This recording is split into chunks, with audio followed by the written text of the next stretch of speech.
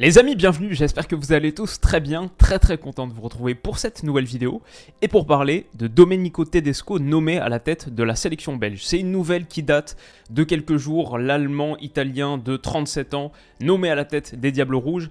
Après 6 ans de Roberto Martinez, la Belgique donc lance un nouveau cycle après une Coupe du Monde 2022 catastrophique et la retraite internationale d'Eden Hazard, la Belgique tourne véritablement une page. Et cette page donc, elle sera tournée avec Domenico Tedesco et Frankie Vercauteren qui a été nommé directeur technique aussi dans la foulée. Donc une nouvelle ère pour la Belgique et un poste que Domenico Tedesco voulait absolument. Ça c'est une anecdote qui a fait un petit peu le tour des médias depuis quelques jours. Dès le départ de Roberto Martinez, j'ai dit à mon agent que je voulais le poste. Je pense que mon envie d'être ici peut se résumer à une petite histoire. Il y a 2 mois, j'étais dans la salle d'attente chez le dentiste quand j'ai vu un article annonçant le départ de Roberto Martinez. J'ai alors pris une capture d'écran, l'ai envoyé à mon manager et lui ai demandé comment faire pour obtenir le job. Et c'est vrai que c'est intéressant pour un gars qui jusqu'alors était entraîneur de club avant tout.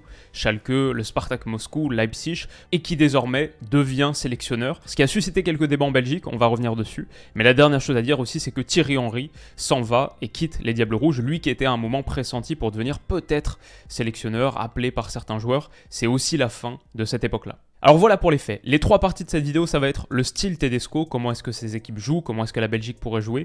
Ensuite, présenter les défis majeurs de son mandat. Et à la fin, bien sûr, je vous donnerai mon avis final sur la question, est-ce que c'est un bon choix pour la Belgique?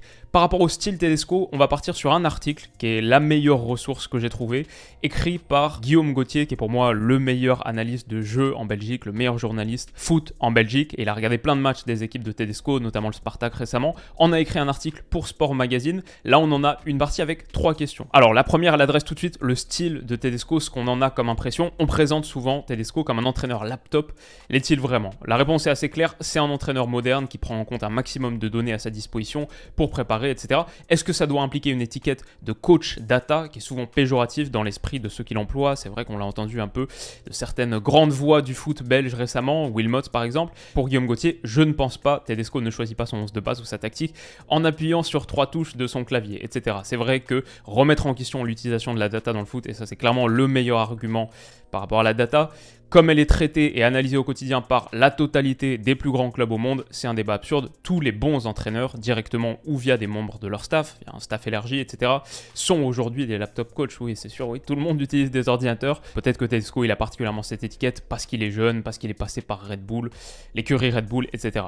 Entre Schalke, le Spartak et Leipzig, y a-t-il de grands points communs dans les idées de jeu de Domenico Tedesco? Ça, c'est la vraie question intéressante.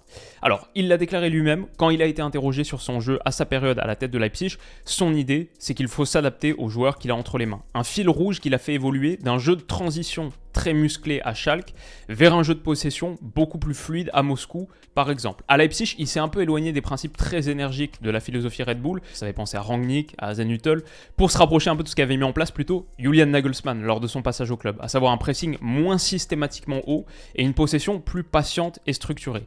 Est-ce qu'on peut trouver des points communs entre ces 3 expériences très différentes, Schalke, Spartak Moscou, Leipzig? Je retiendrai l'usage très fréquent d'une base défensive à 3 joueurs. Intéressant par rapport à la Belgique de Roberto Martinez, peut-être qu'on resterait sur une défense à 3.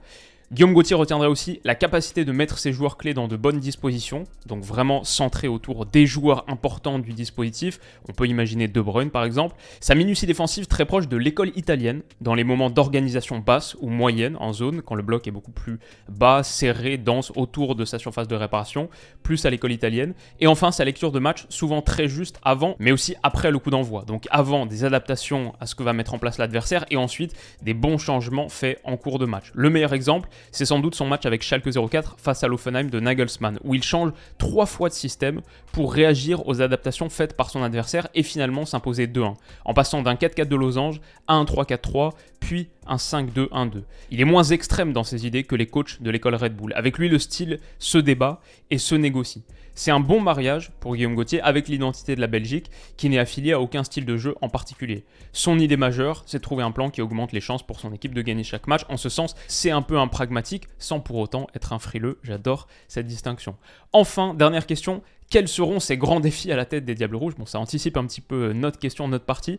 Un peu comme il est parvenu le faire avec Christopher Nkunku à Leipzig ou Leon Goretzka à Schalke, il faudra réussir à mettre dans les meilleures dispositions possibles son joueur clé, en l'occurrence, à savoir Kevin De Bruyne, justement. Et tout ça donc en trouvant le bon équilibre entre une nouvelle génération intéressante et quelques anciens encore au-dessus du niveau de la relève à leur poste. Ouais, ça c'est clair. L'exercice ne sera pas si simple, il pourra s'appuyer sur les bases intéressantes installées par Roberto Martinez en possession du ballon, même si elle s'était significativement étiolée avec le temps, mais devra surtout trouver un nouvel équilibre dans le jeu sans ballon. Et la hauteur de récupération, énorme chantier qu'on a pu constater de façon très claire sur les pelouses du Qatar. Donc voilà, on a quelques clés sur Tedesco, son idée du jeu.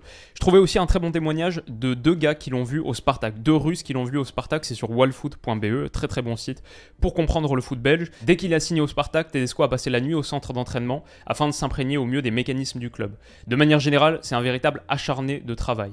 Une attitude qui lui a permis de devenir quelqu'un de très apprécié en Russie, c'est vrai. Tedesco est vite devenu un chouchou du public et il a très vite créé une connexion avec les joueurs, il l'appréciait beaucoup. Il a stabilisé le Spartak à la 7ème place après l'avoir récupéré en très mauvais état. L'année suivante, il finit 2ème.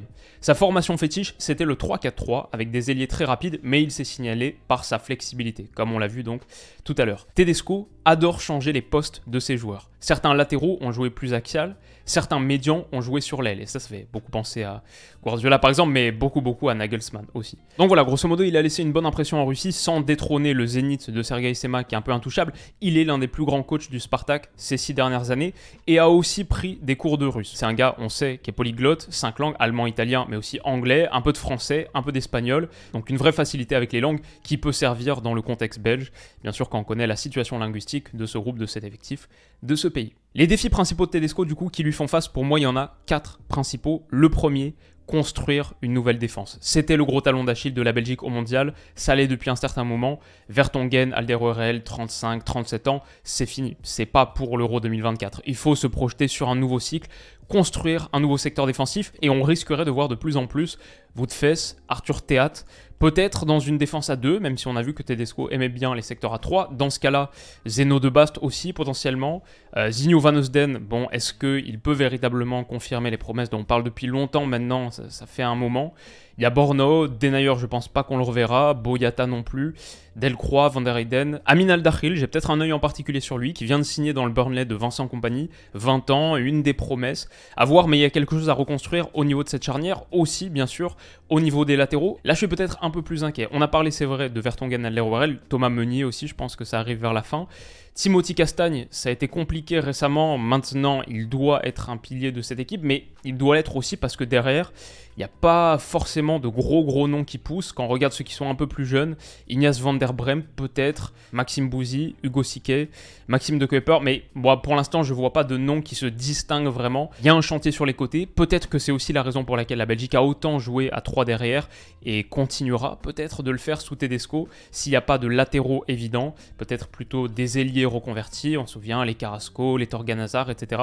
Bref, reconstruire le secteur défensif sur une assise à 3 ou à 4, c'est le chantier prioritaire principal, immédiat, de Domenico Tedesco. Le deuxième défi, je dirais, remettre des sourires simplement sur les visages de ce groupe. On a un effectif qui a été ébranlé dans sa confiance, peut-être dans son enthousiasme, sa motivation par les résultats au Qatar, mais aussi par les petites bisbilles qu'il y a eu en interne. L'âge de Vertonghen, de Bruyne, on sait que ça a fait un petit peu débat, etc. Il faut remettre des sourires. Le troisième défi pour moi, comme on en a parlé un peu plus tôt, exploiter au maximum la qualité de Kevin De Bruyne, ton meilleur joueur, le joueur phare, qui en plus... il lui reste pas beaucoup d'années, mais en plus sort d'une très mauvaise Coupe du Monde. Sa Coupe du Monde 2022, elle est ratée, il faut qu'il rebondisse, c'est essentiel au succès de la Belgique. Enfin, le quatrième défi, peut-être le plus important, trouver des jeunes, reconstruire une nouvelle génération. Ça c'est le classement par valeur marchande de tous les Belges de moins de 23 ans, les 25 les mieux cotés. Il y a des gars, hein, Amadou Onana, moi il m'avait fait très forte impression, c'est des cas, est-ce qu'il peut franchir ce cap supplémentaire? Roméo Lavia, seulement 19 ans à Southampton, Théâtre comme on en a parlé, Doku à 20 ans, est-ce que c'est déjà trop tard? Mais est-ce que Tedesco peut en faire quelque chose? Aussi le souci des blessures bien sûr. Sambi Lokonga qui a changé de club, Arsenal c'était très compliqué pour lui. Selmakers finalement, que 23 ans. Loïs Openda, ça c'est quelque chose dont j'attends beaucoup. Il y a Rivers Karen, à un moment j'étais très chaud, maintenant lui aussi, ça commence à faire un moment dont on entend parler. Est-ce qu'il peut postuler à la sélection nationale? Et puis ensuite plein d'autres, Aster Vranks, Elliot Matazo, moi que j'aimais bien, à voir Zeno de Bast aussi, on en parle depuis un moment, Zinho, Duranville, Vertesen, Johan Bakayoko, le petit ailier du PSV Eindhoven, Connie de Winter aussi en tant que central. Bon, il y a des pistes pour la Belgique. On verra si la génération qui arrive sera aussi dorée que la précédente, mais c'est forcément un énorme chantier de Tedesco. Mon avis donc, pour terminer, Domenico Tedesco à la tête de la Belgique, je vais dire plutôt pas mal. Comme ça, première impression, pas trop mal. La Belgique a véritablement besoin de lancer un nouveau cycle. Et du coup, pour lancer un nouveau cycle, j'aurais trouvé ça étrange de nommer un gars qui est plutôt un manager de joueurs déjà établis. Il y a besoin d'avoir un coach qui vraiment pousse une nouvelle génération. Comme les jeunes qui arrivent quelque part, Tedesco, lui aussi, a besoin de se prouver. Donc de ce point de vue-là, je trouve qu'il y a plutôt match. Alors il y a quelques grosses échéances qui arrivent à court terme. Déjà 24 mars, premier match de qualif pour l'Euro contre la Suède en Suède, pas évident, et ensuite un match amical contre l'Allemagne en Allemagne. Donc ça démarre très très fort, ça c'est à court terme, mais moi c'est surtout le moyen terme qui m'intéresse avec, comme on l'a montré, l'exploitation de ces jeunes. On va pas parler de Nicolas Raskin aussi, l'exploitation de ces jeunes, recréer un nouvel élan avec des jeunes. Pour moi, c'est la raison pour laquelle Tedesco a été pris. Est-ce que cette nouvelle génération va amener des joueurs majeurs ? Pour moi, c'est ça la grande question de la Belgique aujourd'hui. À quel point est-ce que la Belgique peut se renouveler et à quel point est-ce qu'il y a vraiment des cracks qui arrivent? Parce qu'il reste quand même des pointures, bien sûr. Il n'y a plus Eden Hazard, mais il y a encore Kevin De Bruyne, il y a encore Romelu Lukaku s'il peut retrouver un petit peu de confiance, de fraîcheur physique. Et il y a bien sûr Thibaut Courtois, le meilleur gardien du monde. Donc c'est pas tout à fait une ossature, mais il y a des cadres, des tauliers. Maintenant voilà, il faut pas se méprendre. La Belgique entre véritablement dans une nouvelle phase de son histoire, symbolisée pour l'instant par exemple par Amadou Onana, par Loïs Openda, mais il faudra que ce soit par d'autres aussi, et par beaucoup d'autres. Et si ce matériel n'est pas là pour le faire, s'il n'y a pas les joueurs pour, Tedesco ou un autre, ça change rien. En revanche, si le matériel est là, si une nouvelle génération dorée arrive effectivement, je crois que Tedesco est la bonne personne pour la guider, je crois que Tedesco est la bonne personne pour la développer. Voilà grosso modo mon avis sur la question, j'espère que cette rapide vidéo vous aura plu. Si c'est le cas, n'hésitez pas à mettre un petit pouce bleu, à vous abonner à la chaîne pour pas rater tout ce qui arrive, beaucoup de sujets prévus sur les prochains jours. Et dites-moi un mot gentil en commentaire, ça me fait toujours plaisir de lire. Prenez soin de vous les amis, on se retrouve très vite, bisous.